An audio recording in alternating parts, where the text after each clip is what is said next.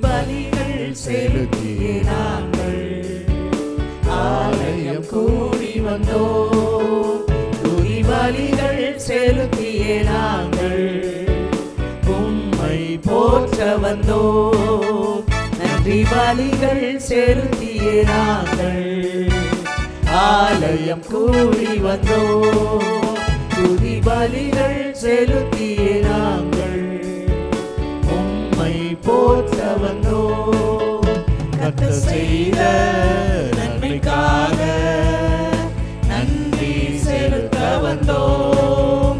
நம்மை மறவா அவர் கிருபை எண்ணியே துதிக்க வந்தோம். கர்த்தர் செய்த நன்மைக்காக நன்றி செலுத்த வந்தோம். நம்மை மறவா அவர் கிருபை எண்ணியே துதிக்க வந்தோம். உடன்படிக்கை எனக்கு தந்து உந்தனின் பிள்ளையாய் தெரிந்தெடுத்தீர். மரணத்தின் விளிம்பில் நின்ற என்னை ஜீவனின் பாதையில் திருப்பி விட்டீர். உடன்படிக்கை எனக்கு தந்து உந்தனின் பிள்ளையாய் தெரிந்தெடுத்தீர். மரணத்தின் விளிம்பில் நின்ற என்னை ஜீவனின் பாதையில் திருப்பி விட்டீர். கர்த்தர் செய்த நன்மைக்காக நன்றி செலுத்த வந்தோம். நம்மை மறவா அவர் கிருபை எண்ணியே துதிக்க வந்தோம். கர்த்தர் செய்த நன்மைக்காக நன்றி செலுத்த வந்தோம். நம்மை மறவா அவர் கிருபை எண்ணியே துதிக்க வந்தோம். வாதைகள் என்னை சூழ்ந்த போது சட்டைகளாலே என்னை மறைத்தீர். வாதைகள் எல்லாம் காக்கும்படி தூதர்கள் அனுப்பி உதவி செய்தீர். வாதைகள் என்னை சூழ்ந்த போது சட்டைகளாலே என்னை மறைத்தீர். வாதைகள் எல்லாம் காக்கும்படி தூதர்கள் அனுப்பி உதவி செய்தீர். கர்த்தர் செய்த நன்மைக்காக நன்றி செலுத்த வந்தோம். நம்மை மறவா அவர் கிருபை எண்ணியே துதிக்க வந்தோம். கர்த்தர் செய்த நன்மைக்காக நன்றி செலுத்த வந்தோம். நம்மை மறவா அவர் கிருபை எண்ணியே துதிக்க வந்தோம். நெருங்கி நின்ற போது அற்புதமாக பெருக வைத்தீர். கண்ணீரின் பாதையில் திகைத்த போது கண்மணியே என்று என்னை அழைத்தீர். தேவைகள் நெருங்கி நின்ற போது அற்புதமாக பெருக வைத்தீர்.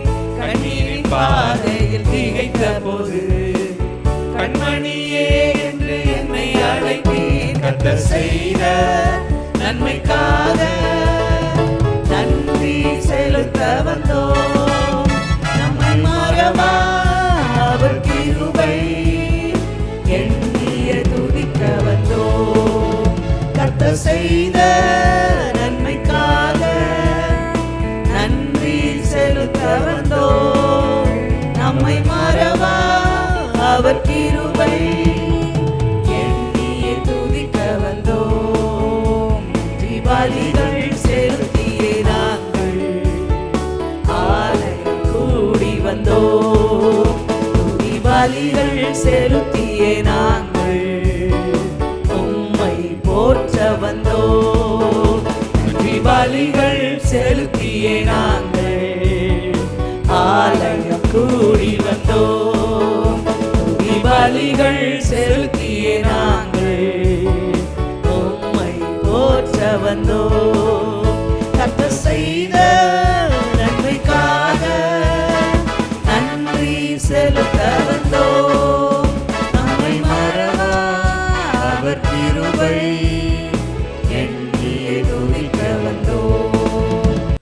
கர்த்தருடைய பரிசுத்த நாமத்திற்கு ஸ்தோத்திரம் உண்டாவதாக. இன்றைய நாளிலும் ஒபதியா என்கிற தீர்க்க தரிசன புஸ்தகத்தை குறித்து நாம் சிந்திக்கவிருக்கிறோம்.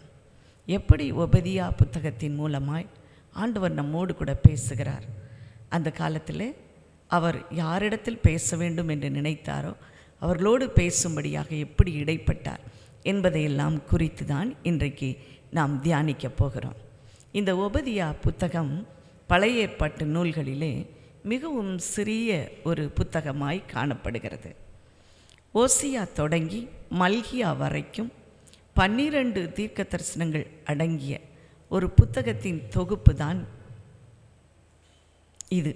இதிலே 4ஆவதாக இந்த ஒபதியா புத்தகம் வருகிறது அல்லது எழுதப்பட்டுள்ளது. இதிலே ஒரே ஒரு அதிகாரம் மாத்திரம்தான் உண்டு. 21 வசனங்களும் 670 வார்த்தைகளினால் கட்டமைக்கப்பட்டதுமாக இது இருக்கிறது. இந்த புத்தகத்தை எழுதின இந்த ஒபதியா என்கிற பெயரை குறித்து நாம் சிந்திக்கிற பொழுது வேதாகமத்திலே 12 வெவ்வேறு காலகட்டத்திலே வசித்த தீர்க்கதரிசிகளை நாம் பார்க்க முடியும். ஒருவேளை இந்த ஒபதியா என்கிற இந்த பதம் அல்லது இந்த பெயர் பலருக்கு பொதுவாக சொல்லப்பட்டதாக இருக்கலாம், தீர்க்கதரிசிகளுக்கு பொதுவாக சொல்லப்பட்ட வார்த்தையாக இருக்கலாம் என்று நாம் எடுத்துக்கொள்ள முடியும். ஒபதியா என்ற பெயருக்கு கர்த்தருக்கு சேவை செய்பவர், இறைவனுக்கு தொண்டு செய்பவர் என்பதெல்லாம் அதன் அர்த்தமாக விளங்குகிறது. பிரியமானவர்களே, இதை நாம் முதல் பார்வையிலே நாம் பார்க்கும் பொழுது இது ஒரு விதமான ஒரு மனதிற்கு கஷ்டமான சஞ்சலத்தை கொடுக்கக்கூடிய தீர்க்க தரிசன வார்த்தைகளைப் போல அது தெரியலாம். ஆனால் அதனுடைய உள்ளான கருத்துக்களை நாம் பார்க்கும் பொழுது உண்மையிலேயே அழகாக இது காட்சி அமைக்கப்பட்டிருப்பதை நாம் பார்க்க முடியும். எப்படி பல்வேறு காலகட்டங்களிலே பல்வேறு தீர்க்கதரிசிகள் சொன்னதையெல்லாம் தொகுத்து இதில் எழுதப்பட்டிருக்கிறது என்பதை நாம் பார்க்க முடியும். இங்கே இந்த ஒபதியா புத்தகம் 2 பகுதிகளாக பிரிக்கப்பட்டிருக்கிறது. அதில் முதலாவது பகுதி 1 14 வசனங்கள் அடங்கிய ஒரு பகுதி. இந்த பகுதியிலே ஏதோம் நாட்டுக்கு எதிராக சொல்லப்பட்ட தீர்க்க தரிசனத்தை நாம் பார்க்கிறோம். இந்த ஏதோம் நாடு என்று சொல்லுகிற பொழுது இந்த ஏதோம் நாட்டிலே வசிக்கிற ஏதோமியர் யார் என்று நாம் பார்த்தோம் என்றால், இந்த ஏதோமியர் ஆபிரகாமின் வழி தோன்றல்களாகவே இருக்கிறார்கள். அவர்கள் யாராக இருக்க முடியும்? ஆபிரகாமின் மகனாகிய ஈசாக்கினுடைய மனைவி ரெபேக்காள் அவர் கருவுற்றிருந்த பொழுது அவளுடைய வயிற்றிலே 2 பிள்ளைகள் இருந்தார்கள். அவைகள் ஒன்றுக்கொன்று அந்த வயிற்றுக்குள்ளே மோதி கொண்டிருந்தது. முதலாவது மகன் ஏசா. இந்த ஏசாவினுடைய சந்ததியார் தான் ஏதோமியர்.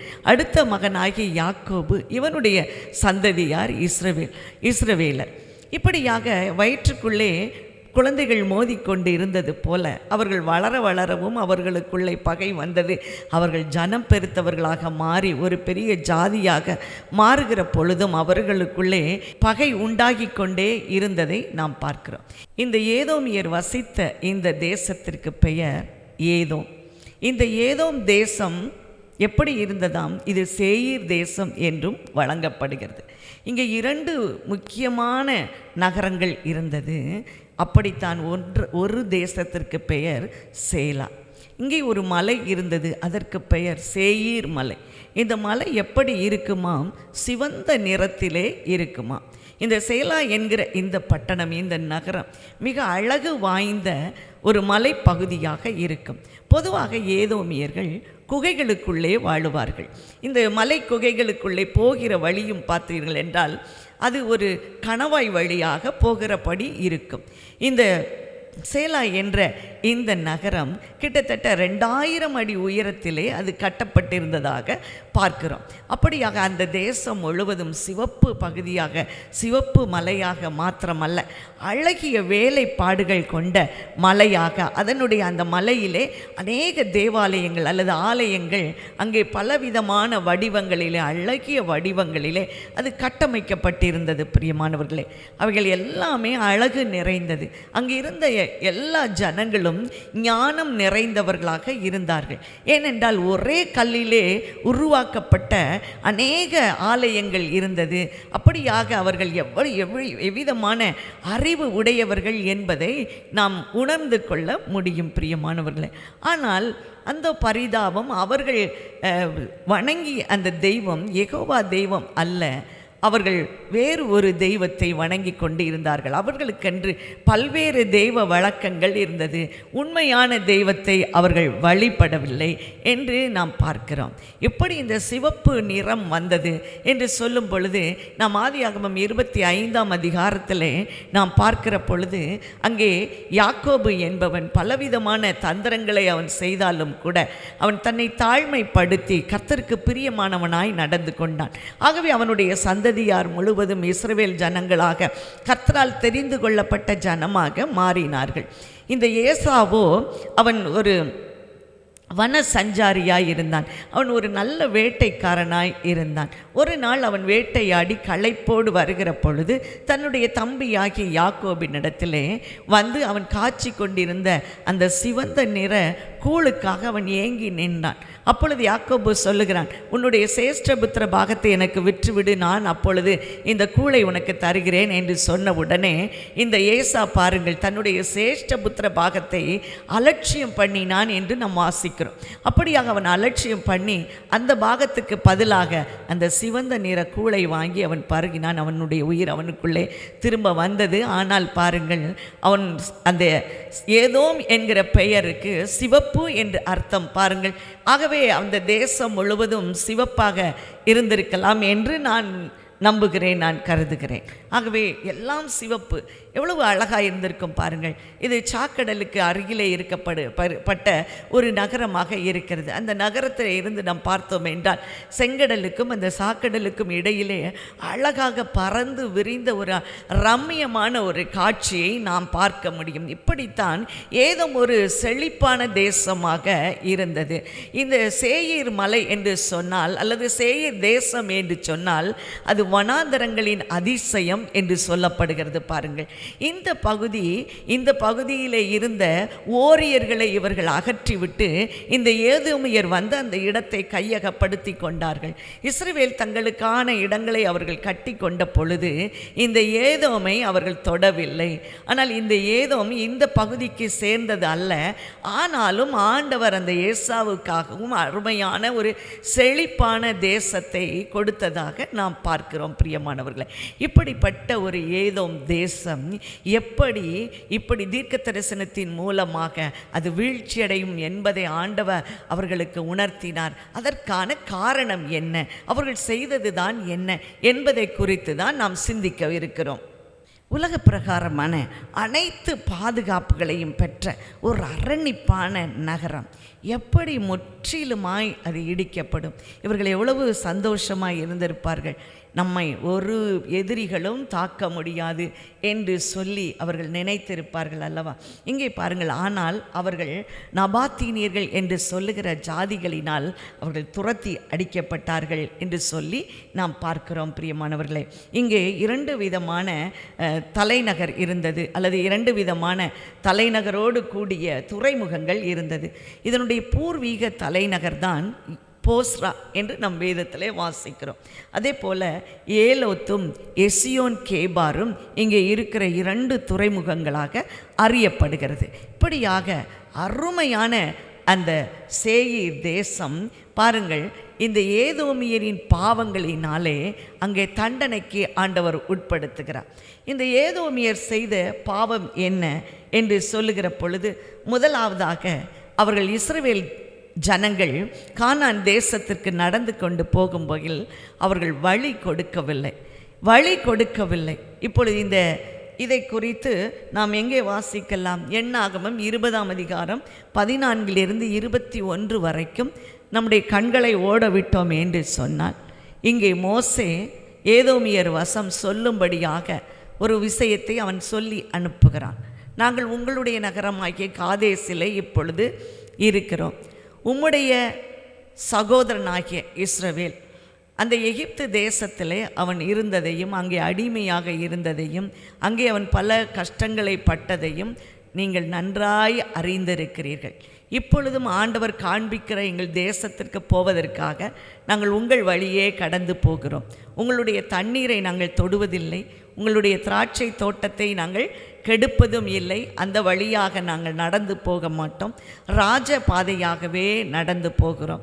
ஒருவேளை எங்களுடைய ஆடுகளும் மாடுகளும் அங்கிருக்கிற தண்ணீரை குடித்தது என்று சொன்னால் அதற்கான விலையை நாங்கள் உங்களுக்கு கொடுத்து விடுகிறோம். எங்களுக்கு ராஜ பாதையை மாத்திரம் நீங்கள் கொடுங்கள், நாங்கள் எதையும் சேதப்படுத்தாத படிக்கு நாங்கள் கடந்து செல்லுவோம் என்று ஏதோமின் ராஜாவுக்கு அவர்கள் சொல்லி அனுப்புகிறார்கள். ஆனால் பாருங்கள், அவர்கள் என்ன சொல்லுகிறார்கள்? நீங்கள் அப்படி கடந்து வருவீர்கள் என்றால் நாங்கள் நிச்சயமாக உங்கள் மேல் நாங்கள் படையெடுப்போம் என்று சொல்லுகிறார்கள். நீ என் தேசத்தின் வழியாய் கடந்து போகக்கூடாது, நீ அப்படி போவையானால் பட்டயத்தோடு உனக்கு எதிராக நான் புறப்பட்டு வருவேன் என்று சொல்லுவதை நாம் பார்க்கிறோம் பிரியமானவர்களே. ஆகவே அவர்கள் அந்த இடத்தை விட்டு அவர்கள் கடந்து போவதை நாம் பார்க்கிறோம். அப்படியாக தங்களுடைய எல்லையை விட்டு இஸ்ரவேல் ஜனங்களை துரத்தினார்கள். இது ஆண்டவருக்கு பிரியமில்லாத ஒரு பாவமாக இருந்தது. ஏனென்றால் அவன் சொல்லுகிறான், மோசேயுடைய வார்த்தைகளை நாம் பார்க்கும் பொழுது உங்கள் சகோதரனாகிய இஸ்ரவேலன் சொல்லி அனுப்புகிறார்கள் என்று சொல்லியெல்லாம் அவன் தன்னை தாழ்மைப்படுத்தி இஸ்ரவேல் ஜனங்களை அவர்கள் இரண்டாவது மகன் என்று சொல்லி இரண்டாவது சகோதரனுக்குள்ள அந்த பண்போடு கூட மூத்த சகோதரனிடத்தில் அவன் கெஞ்சுவதைப் போல கெஞ்சுவதை பார்க்கிறோம். ஆனால் பாருங்கள், அவர்கள் மனம் இயங்கவில்லை. அவர்கள் நாங்கள் உங்கள் மேல் படையெடுத்து வருவோம் என்று சொல்லுகிறார்கள். அடுத்தபடியாக அந்த ஏதோமியர் செய்த பாவம் என்ன என்று பார்த்தோம் என்றால் கலகம் செய்தார்கள். தாவீதின் காலம் வரைக்கும் இந்த ஏதோமியர் இஸ்ரவேல் ஜனங்களுக்கு அடிமைகளாக இருந்தார்கள், கீழ்ப்பட்டு இருந்தார்கள். ஆனால் யூதாவின் ராஜாவாகிய இந்த யோசபாத்தின் காலத்துக்கு பிறகு இந்த ஏதோமியர் இஸ்ரவேலுக்கு விரோதமாக கலகம் பண்ணினார்கள். யாரெல்லாம் எருசலேமின் மேல் போர் தொடுக்கிறார்களோ அவர்களோடு கூட சேர்ந்து கொண்டு இவர்களும் இந்த இஸ்ரவேல் ஜனங்களை அதிகமாக துன்பப்படுத்துவார்கள். அவர்களுக்கு எப்பொழுதும் வேதனையை கொடுத்து கொண்டே இருப்பார்கள். இதை குறித்து நாம் 2 ராஜாக்கள் 8ஆம் அதிகாரத்திலே நாம் வாசிக்க முடியும். 20 - 22 வரைக்கும் நாம் வாசித்தோம் என்று சொன்னால், யூதாவுடைய கையின் கீழ் இருந்த ஏதோமியர் தங்களுக்காக ஒரு ராஜாவை ஏற்படுத்தி கொண்டார்கள். அதனாலே யோராம் சகல ரதங்களோடு கூட அவர்கள் ஏதோமியரின் ரதங்களையும் தலைவர்களையும் முறியடித்த போது அந்த ஜனங்களெல்லாம் தங்களுடைய கூடாரங்களுக்கு ஓடி போனார்கள். அப்படியே யூதாவின் கையின் கீழ் இருந்த ஏதோமியர் இந்நாள் வரையும் இருக்கிறது போல அவர்கள் கலகம் பண்ணினார்கள்.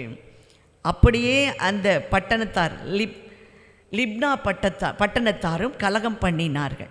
இதிலிருந்து என்ன தெரிகிறது? யார் இஸ்ரவேல் ஜனங்களுக்கு எதிராக போர் செய்கிறார்களோ, கலகம் பண்ணுகிறார்களோ, எப்பொழுது கலகம் உருவாகும், போர் எப்பொழுது உருவாகும்? 2 தேசங்கள் தனித்தனியாக இருக்கும் பொழுது போர் உருவாகும். ஒரு தேசத்தின் கீழே 2 வித ஜனங்கள் இருக்கும்போது மற்ற ஜனங்களை, ஓங்கி இருக்கிற ஜனங்களை வீழ்த்தும்படியாக மற்றவர்கள் கலகம் பண்ணுவார்கள். இந்த இஸ்ரவேல் ஜனங்களை வீழ்த்தும்படியாக அவர்களுக்கு எதிராக அவர்கள் கைகளின் கீழ் இருந்த இந்த ஏதோமியர் கலகம் பண்ணுவதை நாம் பார்க்கிறோம். இதுதான் அவர்கள் செய்த பாவமாக இருக்கிறது. அந்த பாவத்தின் காரணமாக அவர்கள் வீழ்ச்சி அடைந்து போகிறார்கள். உபதியாவின் புத்தகம் 1 நாம் 14 வரைக்கும் வாசிக்கும் பொழுது அங்கே ஏதோமுக்கு விரோதமான தீர்க்க தரிசனங்கள் சொல்லப்படுகிறது. அப்படி சொல்லுகிற பொழுதும் முதலாவதாக ஆண்டவர் அவர்களுடைய பாவங்களை, அவர்களுடைய அந்த பாவத்தின் முக்கியத்தில் இருக்கிற முக்கியமான காரியத்தை எடுத்து காட்டி இதனால்தான் நீங்கள் தண்டிக்கப்படுகிறீர்கள் என்கிற காரியத்தையும் அவர்களுக்கு முன்னதாகவே அவர் அறிவிக்கிறதை நாம் பார்க்கிறோம். அப்படிப்பட்ட ஒரு காரியம் என்ன? முதலாவதாக கர்வம். ஆண்டவருக்கு பிடிக்காத விஷயம் என்ன? கர்வம்.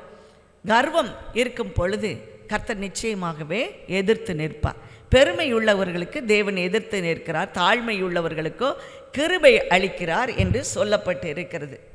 அப்படிப்பட்ட இந்த கர்வம் இந்த தேசத்தையே அழித்து போட்டது. நேபுகாத்நேச்சார் எருசலேமை முற்றுகை போட்ட பொழுது ஏதோமியரும் அவனோடு கூட சேர்ந்திருந்தார்கள். இதன் நிமித்தம் ஏசாயா, எரேமியா, எசேக்கியேல் இவர்களெல்லாம் அவர்களை கண்டித்தார்கள். எரேமியா 49:7-17 வரைக்கும் நீங்கள் வாசிக்கும் பொழுது இந்த காரியத்தை குறித்து மிகவும் ஆச்சரியப்படுவீர்கள். ஏனென்றால் எரேமியா உரைத்த அந்த தீர்க்க தரிசனம் அப்படியே ஒபதியாவின் 1-14 வசனங்கள் வரைக்கும், அதாவது ஏதோமின் மேல் சொல்லப்பட்ட தீர்க்க தரிசனங்கள் அப்படியே பொருந்தி இருப்பதை நாம் பார்க்க முடியும். எப்பொழுது அந்த தீர்க்க தரிசனம் அவர்களை அழிக்கும் என்று சொல்லுகிறார்களோ அப்படி எரேமியாவிலே சொல்லப்பட்டது போல இங்கேயும் சொல்லப்பட்டிருக்கும். நாம் சில வசனங்களை நாம் வாசிக்கும் பொழுது நீங்கள் எரேமியாவிலே நீங்கள் வாசித்ததை ஞாபகப்படுத்தி கொள்ளுங்கள். எப்படி அருமையாக அது நன்றாக விரித்து எழுதப்பட்டிருக்கும். இது அப்படியே கண்டென்சிவாய் அதை அப்படியே குறுக்கி எழுதப்பட்டிருக்கிறதை நாம் பார்க்கிறோம். ஒபதியாவின் தரிசனம் கர்த்தராகிய ஆண்டவர் ஏதோமை குறித்து சொல்லுகிறது என்னவென்றால், எழும்புங்கள், அதற்கு விரோதமாக யுத்தம் பண்ண எழும்புவோம் வாருங்கள் என்று அறிவிக்க ஸ்தானாதிபதி ஜாதிகளிடத்தில் அனுப்பப்படும் செய்தியை கர்த்தர் சொல்ல கேட்டோம். என்னவெல்லாம் சொல்லுகிறார் தொடர்ந்து பார்க்கும் பொழுது, நீ மெத்தவும் அசட்டை பண்ணப்பட்டிருக்கிறாய், நான் உன்னை ஜாதிகளில் சிறுக பண்ணுவேன், கண்மலை வெடிப்புகளாகி உன் உயர்ந்த ஸ்தானத்திலே குடியிருந்து என்னை தரையிலே விழத் தள்ளுகிறவன் யார் என்று உன் இருதயத்தில் சொல்லுகிறவனே, உன் இருதயத்தின் அகந்தை உன்னை மோசம் போக்குகிறது. நீ கழுகை போல உயர போனாலும் நட்சத்திரங்களுக்குள்ளே உன் கூட்டை நீ கட்டினாலும் அவ்விடத்திலிருந்து உன்னை விழத் தள்ளுவேன். எப்படி பாருங்கள், ஏதோ ஒரு மலை சார்ந்த இடம்.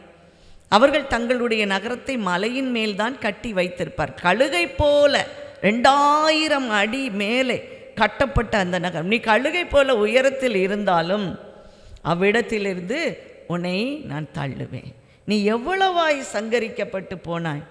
திருடராகிலும் ராத்திரியிலே கொள்ளையடிக்கிறவர்களாயிலும் உன்னிடத்தில் வந்தால் தங்களுக்கு போதுமான மட்டும் திருடுவார்கள் அல்லவா? எப்படி பாருங்கள், திருடர்கள் வருகிற பொழுது போதுமான மட்டும் திருடுவார்கள். அப்படி என்றால் அந்த தேசம் எவ்வளவு செழிப்பான தேசம். கொள்ளையடிக்க வந்து கொண்டே இருக்குமா. திராட்சை பழங்கள் அறுக்கிறவர்கள் உன்னிடத்தில் வந்தால் சில பழங்களை விட்டு விடுவார்கள் அல்லவா? அப்படிப்பட்ட ஒரு செழிப்பான தேசம். அங்கே இருக்கிற விவசாயம் அவ்வளவு செழிப்புள்ளது. பழங்களை அறுக்க அவர்களால் சுமக்க முடியாதபடி இருக்கும். ஆகவே சிலவற்றை அவர்கள் விட்டுவிட்டுத்தான் போக வேண்டும். இப்படிப்பட்ட செழிப்புடையவைகள். ஏசாவினுடைய காரியங்கள் எவ்வளவாய் தேடி பார்க்கப்பட்டது. அவனுடைய அந்தரங்க பொக்கிஷங்கள் எவ்வளவாய் ஆராய்ந்து கொள்ளப்பட்டது. உன்னோடு உடன்படிக்கை பண்ணினவர்கள் எல்லாரும் உன்னை விட்டு உன்னை துரத்தி விட்டார்கள். உன்னோடு அப்பம் சாப்பிட்டவர்கள் உனக்கு கண்ணி வைத்தார்கள். அந்நாளில் அல்லவோ நான் ஏதோமில் உள்ள ஞானிகளையும் ஏசாவின் பர்வதத்தில் உள்ள புத்திமான்களையும் அழிப்பேன். இந்த வார்த்தை, ஏதோமில் எவ்வளவு ஞானிகளும் புத்திமான்களும் இருந்தார்கள். சொல்லும் என்றால் இப்படி ஒரு தேசம் அடிச்சுக்கிட ஆளே இல்லை அப்படின்னு சொல்கிற அளவுக்கு ஞானத்தினால் நிறைந்தபடியினாலே அவர்கள் அந்த மலையிலே தங்களுக்கென்று வீட்டை கட்டி கொண்டார்கள். அழகிய வேலைப்பாடோடு கூட அப்படிப்பட்ட புத்திமான்கள் இருந்தார்கள். உன்னுடைய பராக்கிரமசாலிகள் எல்லாம் கொலையினாலே சங்கரிக்கப்படுவார்கள். நீ உன் சகோதரனாகிய யாக்கோபுக்கு செய்த கொடுமையின் நிமித்தம் வெட்கம் உன்னை மூடும். நீ முற்றிலும் சங்கரிக்கப்பட்டு போவாய். நீ எதிர்த்து நின்ற நாளிலும் அந்நியர் அவன் சேனையை சிறைப்படுத்தி போன நாளிலும் மறு தேசத்தார் அவன் வாசலில் பிரவேசித்து எருசலேமின் சீட்டு போட்ட காலத்திலும் நீயும் அவர்களில் ஒருவனைப் போல இருந்தாய். ஆகவே உன்னுடைய ஞானிகள், உன்னுடைய செழுமை எல்லாம் ஒன்றுமில்லாமல் போகும். அங்கே இருக்கிற ஞானிகள் கொலை செய்யப்படுவார்கள் என்று சொல்லப்பட்டிருக்கிறது. உன்னுடைய கர்வத்தை நான் அடிப்பேன், உன் கர்வத்தினாலே நீ விழுந்து போனாய் என்று ஆண்டவர் தீர்க்க தரிசனம் சொல்லுகிறார். அடுத்தபடியாக பாருங்கள், அங்கே காணப்பட்ட அந்த வீழ்ச்சிக்கான காரணம் என்ன? இந்த ஏதோமில் காணப்பட்ட வன்மம். முதலாவது கர்வம், இரண்டாவது வன்மம் நிறைந்தவர்களாக இருந்தார்கள். எப்படியாக? இந்த யாக்கோபின் வழித்தோன்றல்களிலே நீ வன்மம் காட்டாமல் இருக்க வேண்டும் என்று ஆண்டவர் கடுமையாய் அவனை சாடுகிறார். பாருங்கள், இஸ்ரவேல் ஜனங்கள் நெருக்கப்பட்ட காலங்களிலே நீங்கள் அவர்களை பார்த்து பரியாசம் பண்ணினீர்கள், எள்ளி நகைக்கப்பட்டார்கள், யாக்கோபுக்கு விரோதமாய் கலகம் பண்ணினீர்கள், அழிவிலே சந்தோஷப்பட்டீர்கள், அவர்களை சூறையாடினீர்கள், அவர்கள் தப்பி போனவர்களை கொலை செய்தீர்கள் என்றெல்லாம் ஆண்டவர் சொல்லுகிறார். அதைத்தான் சங்கீதக்காரன் இப்படியா எழுதி வைத்திருக்கிறார். சங்கீதம் 137:7, கர்த்தாவே, எருசலேமின் நாளில் ஏதோமின் புத்திரரை நினையும், அவர்களை அதை இடித்து போடுங்கள், அஸ்திபாரம் மட்டும் இடித்து போடுங்கள் என்று சொன்னார்களே. இன்னும் எரேமியா புலம்பல் இப்படி புலம்பல் பாடியிருக்கிறார். புலம்பல் 4:22, சீயோன் குமாரத்தியே, உன் அக்கிரமத்திற்கு வரும் தண்டனை தீர்ந்தது, அவர் இனி உன்னை அப்புறம் சிறைப்பட்டு போக விடமாட்டார். ஏதோம் குமாரத்தியே, உன் அக்கிரமத்தை அவர் விசாரிப்பார், உன் பாவங்களை வெளிப்படுத்துவார். சீயோன் குமாரத்தை நீ பாவம் செய்தாலும் இனி அது மன்னிக்கப்பட்டு விடும். ஆனால் ஏதோமை நான் மன்னிப்பதில்லை. ஏதோமே, நான் அந்த நாளிலே நான் உன்னுடைய அக்கிரமத்தை விசாரிப்பேன் என்று கர்த்தர் சொல்லுகிறார். ஒபதியா 1:12 சொல்லுகிறது, உன் சகோதரன் அந்நியர் வசமான அந்த நாளை நீ பிரியத்தோடு பாராமலும், அவர்களுடைய அழிவின் நாளிலே அவர்கள் நிமித்தம் சந்தோஷம் அடையாமலும், அவர்கள் நெருக்கப்படுகிற நாளிலே பெருமையாய் பேசாமலும் இருக்க வேண்டியதாய் இருந்தது. இது நமக்கு எவ்வளவு நல்ல பாடம். இந்த காலகட்டங்களிலே பாருங்கள், நம்மோடு சொந்த சகோதரனை போல் இருக்கிறவர்கள், நமக்கு என்னெல்லாம் உரிமை இருக்கிறதோ அதையெல்லாம் அவர்களுக்கும் இருக்கும். ஆனால் அவர்கள் நம்மை காட்டிலும் சற்று தாழ்வடைந்திருப்பார்கள். அவர்கள் தாழ்வின் காலத்தில் இன்றைக்கு ஜனங்கள் அவர்களை பார்த்து நகைப்பதும் பரியாசம் பண்ணுவதும் பின்னாலே தலை துலுக்குவதையும் நாம் பார்க்கிறோம் அல்லவா? ஒரே உரிமைப்பட்டவர்கள் தான், ஒரே காரியத்தை அனுபவிக்கிற வேண்டியவர்கள் தான், அவர்களும் ஆண்டவருடைய பிள்ளைகள் தான். ஆனால் இந்த ஏதோமியரை போல நகைப்பதும் கண் சிமிட்டலும் தலை துலுக்குதலுமாக இந்த காலகட்டத்தில் ஜனங்கள் காணப்படுகிறார்கள் அல்லவா? இப்படித்தான் அந்த ஏதோமியர் காணப்பட்டார்களாம். பாருங்கள், அவளுடைய ஆபத்து காலத்திலே அவர்கள் வாசலுக்குள் நீ பிரவேசியாமலும், அவர்கள் அனுபவிக்கிற தீங்கை நீ பிரியத்தோடு பாராமலும், அவர்களுடைய ஆபத்திலே அவர்களுடைய ஆஸ்திகளின் மேல் கை போடாமலும், அவர்கள் தப்பி போனவர்களை சங்கரிக்கும்படியாக நீ வழி சந்திகளை நிற்காமலும், மீதியானவர்களை காட்டி கொடுக்காமலும் இருக்க வேண்டியதாய் இருந்தது. நீ இப்படித்தான் நீ அமைதலாய் இருக்க வேண்டும். ஆனால் நீயோ இவைகளை எல்லாவற்றையும் மறந்து இவை எல்லாவற்றையும் நீ செய்தாய். ஆகவே உன்னை நான் கட்டாயம் நியாயம் தீர்ப்பேன், நீ தண்டிக்கப்படுவாய் என்று கர்த்தர் சொல்லுவதை நாம் பார்க்கிறோம். இந்த 1-14 வசனங்கள் வல்ல அந்த முதல் பகுதி ஏதோமியருடைய சங்காரத்தை ஆண்டவர் முன் அறிவிக்கிறதை நாம் பார்க்கிறோம். அவர்கள் செய்த பாவத்தின் நிமித்தமாக அவர்கள் எப்படி வழி கொடாமல் போனார்கள், அவருடைய கர்வம் இருந்தது, வன்மத்தோடு அவர்கள் நடந்து கொண்டார்கள். ஆகவே ஆண்டவர் அவர்களை முற்றிலும் சங்கரிக்கும்படியாக அவர் எழும்பினார். அவர் தீர்க்க தரிசனத்தை ஒபதியா மூலமாக அவர் செய்தார். இப்படியாக நாம் பார்க்கும் பொழுது 2வது பகுதி, ஒபதியா புத்தகத்தின் 2வது பகுதி 15 வசனத்திலிருந்து 21 வசனங்கள் வரைக்கும் மற்ற தேசங்களை குறித்து ஆண்டவர் தீர்க்க தரிசனம் உரைக்கிறதை நாம் பார்க்கிறோம். அங்கேயும் பாருங்கள், இந்த மற்ற தேசத்தார் எல்லாரும் தண்டிக்கப்படுவார்கள். இது என்ன, 1க்கும் 2க்கும் 2 பகுதிகளுக்கும் ஒரு வித்தியாசமான காரியம் என்று சொல்லி நாம் நினைக்கலாம். இந்த தேசங்கள் செய்த பாவங்கள் தான் என்ன அப்படி என்று நாம் பார்க்கும் பொழுது ஒபதியா 1:15 எல்லா ஜாதிகளுக்கும் விரோதமான நாளாகிய கர்த்தருடைய நாள் சமீபமாய் வந்திருக்கிறது. இந்த ஒபதியா 1:15 தான் 2 பகுதிக்கும் நடுவிலே காணப்படுகிற மிக முக்கியமான வசனம். கர்த்தருடைய நாள் வருகிறது.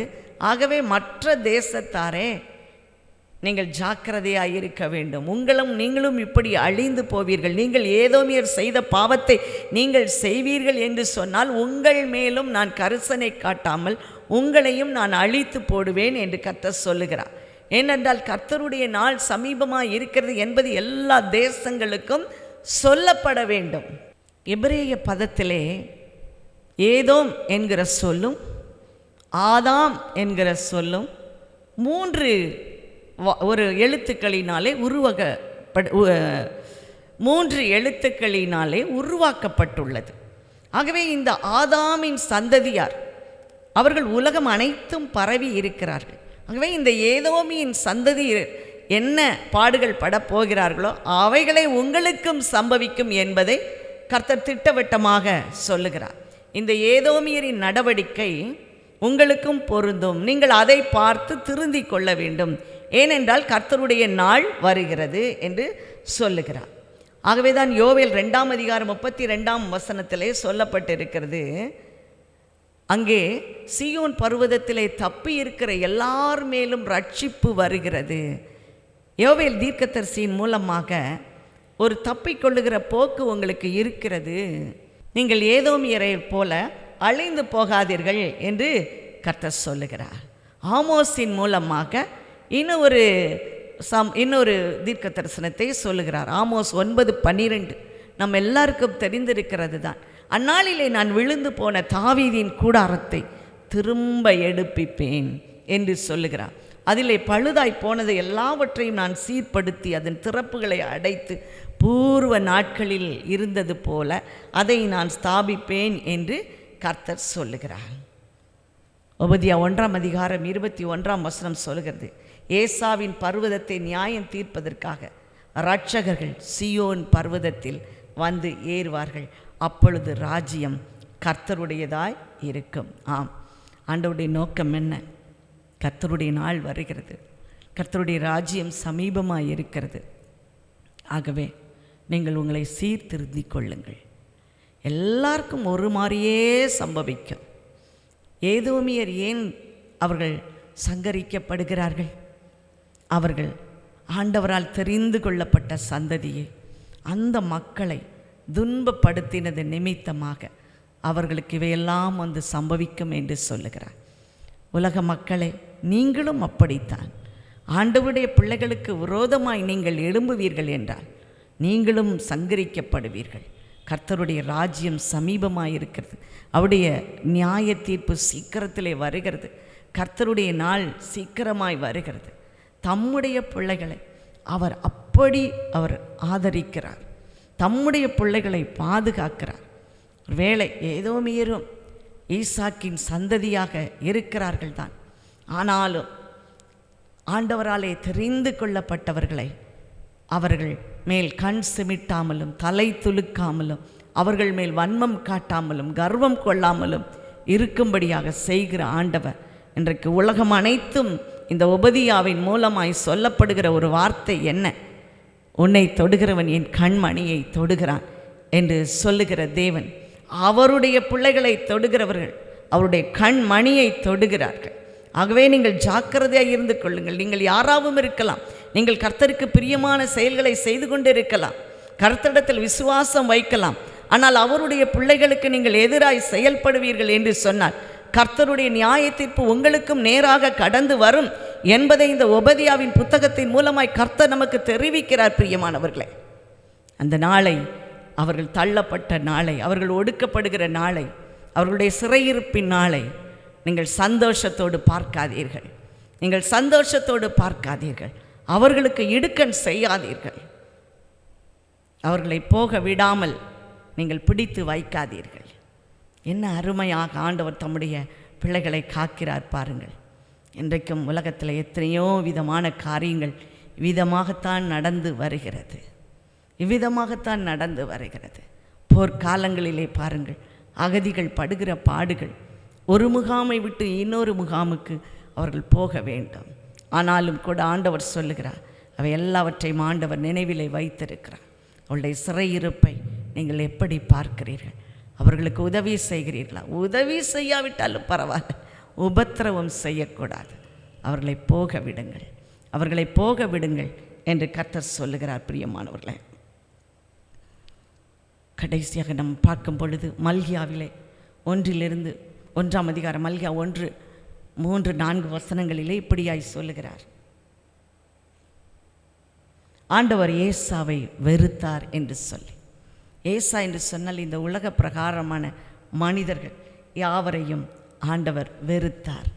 ஆண்டவர் வெறுத்தார். இந்த ஏதோமியருடைய முடிவு எப்படியா இருந்தது இந்த நாட்களில்? யூதாஸ் மக்கபேயு இவர்களோடு யுத்தம் செய்து ஜெயித்தான். ஏனென்றால் இந்த ஏதோமியர் சிறிது காலம் இஸ்ரவேலோடு கலந்து அவர்களுடைய மார்க்கத்தை அவர்கள் தழுவி கொண்டார்கள். அப்படி இருந்தும் பாருங்கள், அந்த ஏதோமியரின் மேல் கர்த்தருடைய கோபம் வந்தது.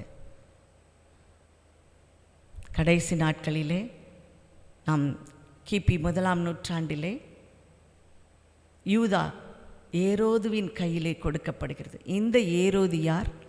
ஏதோமியரின் வம்சத்தில் வந்தவன்.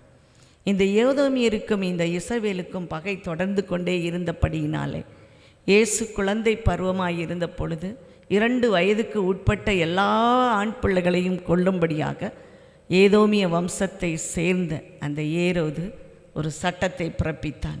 இது ஒரு வன்முறை அல்லவா? அதே போல் இந்த ஏரோதினுடைய மகன்தான் யோவான் ஸ்நானகனை கொன்று போட்டதை நாம் பார்க்கிறோம். அவனுடைய மகனாகிய அகரிப்பா கிபி 100வது வருஷங்களிலே வாரிசின்றி அவன் இறந்து போனான் என்பதை நாம் சரித்திரத்தின் வாயிலாக தெரிந்து கொள்ள முடியும். இப்படியே படிப்படியாக ஏதோமியர் அழிந்து போனார்கள். இன்று அவ்வம்சத்தை சேர்ந்த எவரும் இல்லை. ஒபதியாவினால் சொல்லப்பட்ட இறை வாக்கு அட்சர சுத்தமாக அது முற்றிலும் நிறைவேறிற்று. ஒரு வார்த்தையும் தவறாமல் அது நிறைவேறி போயிற்று. ஆண்டவருடைய மக்களுக்கு செய்த உபத்திரவத்து நிமித்தமாக இன்றைக்கு ஏதோ இருந்த இடமில்லாமல் போயிற்று. இதுதான் நாம் படிப்பிக்க வேண்டிய பாடம், நாம் படித்து கொள்ள வேண்டிய பாடம். ஒபதியாவின் புத்தகத்திலிருந்து ஆண்டவருக்கு தேவையான மக்களை, ஆண்டவருடைய மக்களை, ஆண்டவருக்கு விருப்பமானவர்களை, அவருக்கு ஊழியம் செய்கிறவர்களை, அவருடைய தெரிந்தெடுத்தலின்படி இருக்கிற ஜனங்களை, அவருடைய விருப்பத்தின்படி வாழுகிறவர்களை தொடுவதற்கு அவர்களை பார்த்து நகைக்கக்கூட கூடாது என்று கர்த்தர் எச்சரிக்கிறார். நாம் எப்படி இருக்கிறோம் இன்றைக்கு? அப்படிப்பட்ட சகோதரனை நாம் அசட்டையாக எண்ணுகிறோமா? அவர்கள் மேல் காய்மராக பார்வை பார்க்கிறோமா? இன்றைக்கு இரட்சணிய நாள், ஆனாலும் கர்த்தர் நம்மை ரட்சிக்கும்படியாக காத்திருக்கிறார். இன்றைக்கே நாம் அப்படிப்பட்ட காரியத்தை செய்யாமல் நாம் ஒப்புரவாகுவோம். அவர்களோடு அவர்களை மேன்மையாக கருதுவோம். கர்த்தர் நம்மை சங்கரிக்காதபடிக்கு காத்துக்கொள்ள அவர் வல்லமை உடையவராயிருக்கிறார். அப்படியே தலை தாழ்த்தி ஜெபிப்போமா? அன்பு தகப்பனே, கேட்ட சத்தியத்தின்படி நாங்களும் ஏதோமியரை போல் அல்ல அப்பா, உம்முடைய மக்களை நாங்கள் பாதுகாக்கிறவர்களாய் மாற்றுங்க. ஆண்டவரே, உமக்கு பிரியமானதை யோசிக்க உதவி செய்யுங்க. அப்படி செய்ய எங்களை பயன்படுத்துங்க. இயேசுவின் நாமத்தினாலே ஜெபிக்கிறோம் பிதாவே, ஆமென். ஆராதனை இயேசு.